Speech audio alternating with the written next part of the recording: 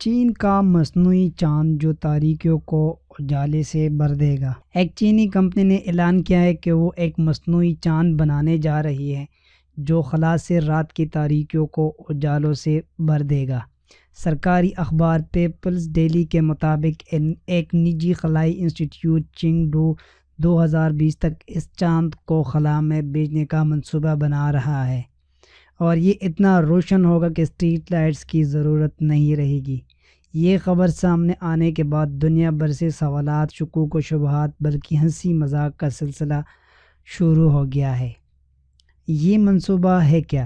منصوبے کی کچھ زیادہ تفصیلات سامنے نہیں آ سکی۔ پیپلز ڈیلی کے مطابق چنگڈو ایئرسپیس سائنس انسٹی ٹیوٹ کی چیئرمین فون چنگ فنگ نے بتایا ہے کہ اس منصوبے کا تجربہ چند برس قبل کیا گیا تھا اور اب 2020 تک اس کا آغاز کرنے کے لیے درکار ٹیکنالوجی تیار ہے۔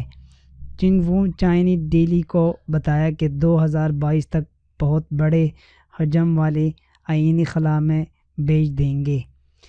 یہ چاند چمکے گا کیسے؟ چینی اخبار نے لکھا ہے کہ یہ مصنوعی چاند آئینے کی طرح کام کرتی ہوئی سورج کی روشنی واپس زمین پر پھینکے گا۔